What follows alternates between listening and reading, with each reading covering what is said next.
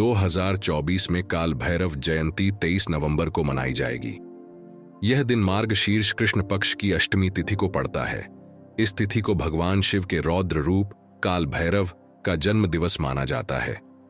इस दिन भक्त उपवास रखते हैं, काल भैरव मंदिरों में पूजा अर्चना करते हैं और उनकी कृपा प्राप्त करने के लिए विभिन्न उपाय करते हैं। काशी, एक रहस्यमय नगरी।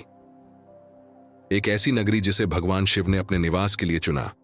यह नगरी रहस्यों से भरी हुई है। कहते हैं यहां हर गली, हर मंदिर और हर मोड़ पर कुछ न कुछ अद्भुत घटित होता रहता है।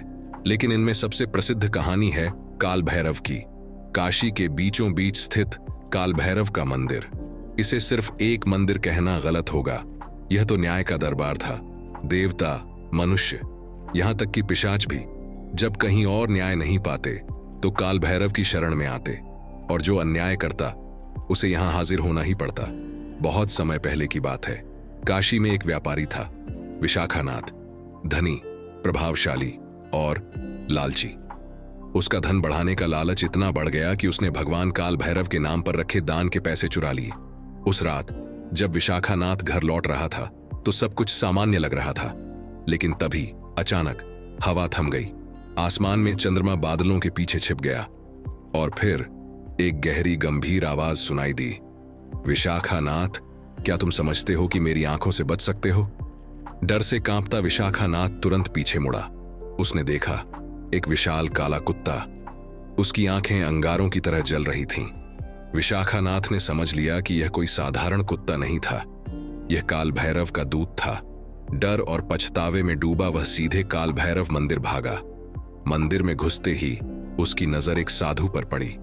साधु शांत थे, पर उनकी उपस्थिति में अजीब सा तेज था। साधु ने उसकी घबराहट को भांप लिया और बोले, तुम्हारे जैसे पापियों के लिए काल भैरव का न्याय ही एकमात्र रास्ता है। विशाखानाथ ने साधु से पूछा, काल भैरव कौन है? उनकी न्याय प्रक्रिया कैसी है? साधु मुस्कुराए और बोले, तुम्हें जानना है तो सुनो। फिर साधु ने काल भैरव की उत्पत्ति की कथा सुनाई। सृष्टि के आरंभ में ब्रह्मा, विष्णु और महेश के बीच यह तय होना था कि सृष्टि का सर्वोच्च शासक कौन है। ब्रह्मा ने अहंकार में शिव का अपमान कर दिया। शिव ने तुरंत अपने तीसरे नेत्र से काल भैरव को प्रकट किया।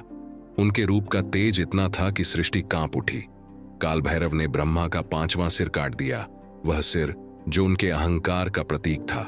पर इस कृत्य के बाद काल भैरव को ब्रह्मा हत्या के दोष से मुक्ति पाने के लिए तीर्थ यात्रा करनी पड़ी।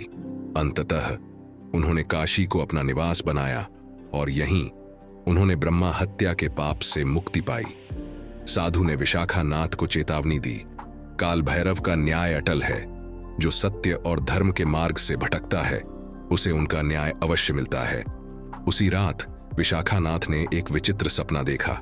उसने खुद को काल भैरव के दरबार में पाया। वहां आत्माओं का विशाल समूह था, मनुष्य, असुर और देवता। काल भैरव का स्वर गूंजा, जो भी अधर्म करता है उसे मेरे न्याय से कोई नहीं बचा सकता।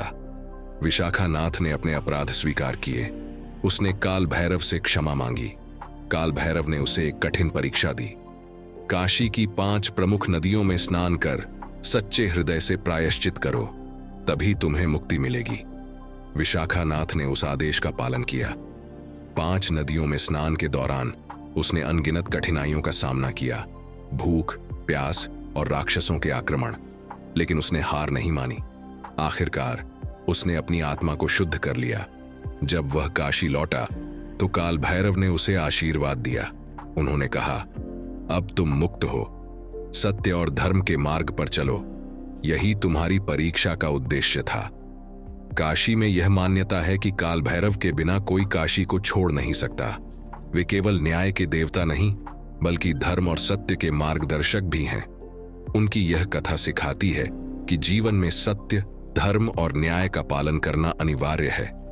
जो भी इनसे भटकता है उसे काल भैरव का न्याय अवश्य मिलता है।